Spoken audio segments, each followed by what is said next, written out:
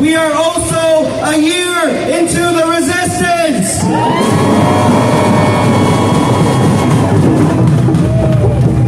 The Palestinian people, the people of Gaza, have shown us what steadfastness means, what samud means. They have shown us that despite the genocidal onslaught of the Zionists today of Israel, that they will not give up their lands, they will not give up their people, they will not give up on Palestine.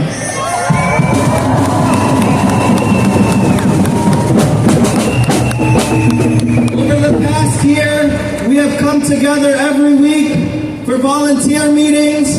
We have shown up for rallies and protests. We have shown up when the cops have arrested us at jail support to support our comrades. We have been out, we have met community, we have been in struggle together, and I am honored to introduce this next comrade from the Palestinian Youth Movement. This organization has shown us what it means to be steadfast, what it means to be in struggle. And especially this comrade Taher, he has been in struggle, whether it be at the volunteer meetings, whether it be organizing laborers and union workers, whether it be organizing other comrades in the Arab and Palestinian diaspora. So please give it up for Taher.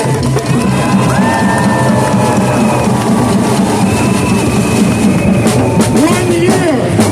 We stand here today in New York City and 1 year of genocide and 1 year of resistance. Since 1948, the United States and Israeli plan for our people and our region has been clear. Total annihilation and total subjugation of all Arab peoples. When Biden and Netanyahu speak of peace, when they speak of a new Middle East, when they speak of prosperity and economic cooperation, this is what they speak of.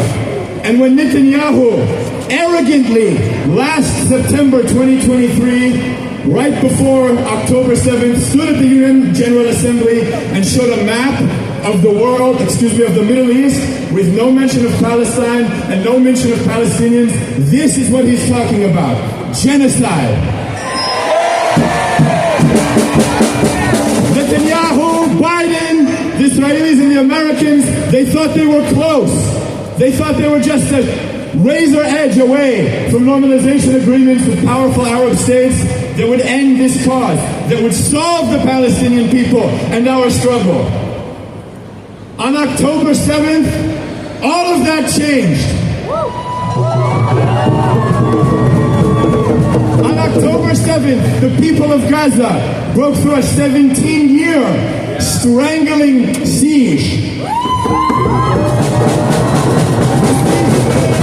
A siege that they and no other people can ever or should have ever lived under.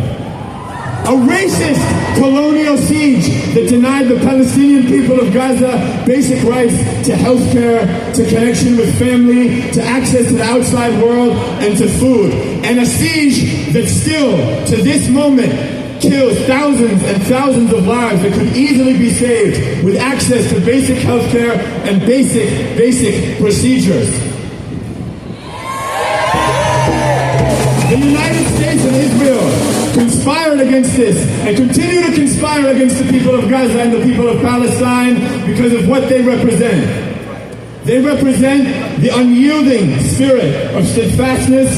They represent the unyielding commitment to their land and their family and their people, and they represent the inevitable truth that resistance will exist until complete liberation and complete return.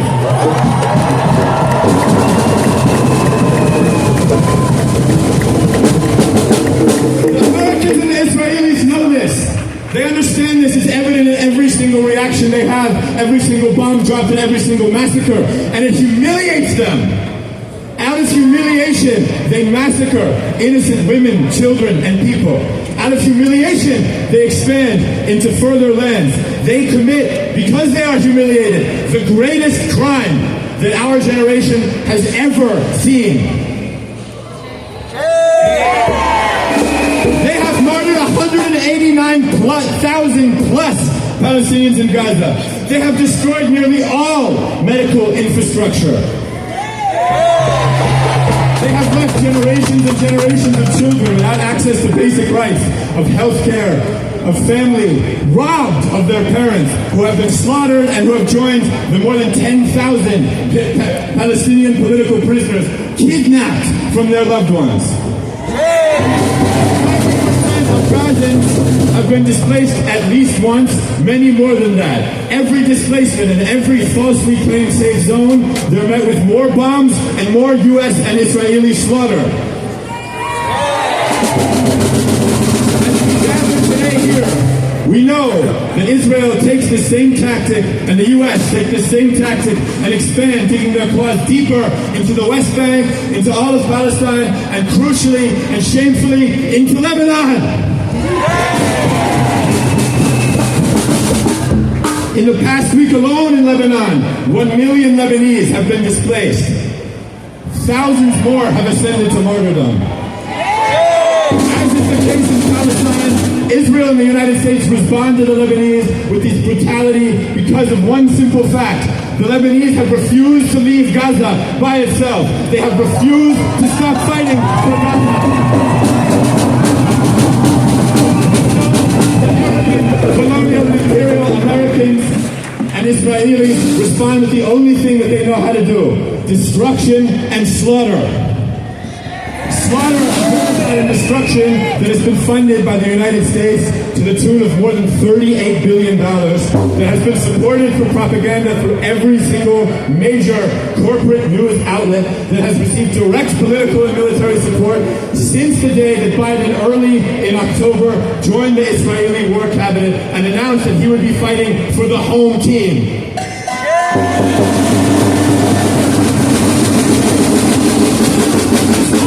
Has been a year of genocide for our people. We have witnessed unthinkable crime after unthinkable crime. Rebuilding and recovery will take decades. Still, our people in Gaza remain steadfast. In Lebanon, we remain steadfast. In the broader region, we remain steadfast. Every day, resistance grows, motivated by uncompromising love for our people and for the liberation of our lands, a fact we know that is inevitable, and a U.S.-Israeli defeat we know is inevitable. Every day that these massacres proceed and they fail to achieve a political or economic victory is a humiliation for them. As we, in the diaspora, enter the second year of this struggle against this genocide, and as we see a second year of resistance upon us, we know that we too must be uncompromising.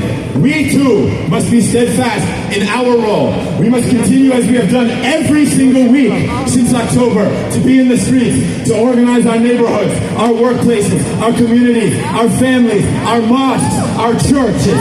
Every single social institution has been touched by Palestine, and we will continue to bring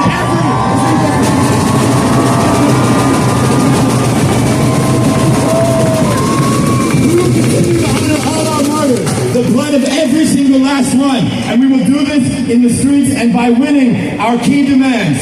We need a ceasefire right now. A complete and total ceasefire right now. Arms embargo. All arms must be embargoed to Israel. Single Palestinian prisoner who's been kidnapped by the Israeli entity returned home. Most of all, we need a free Palestine united from the river to the sea. From the river to the sea!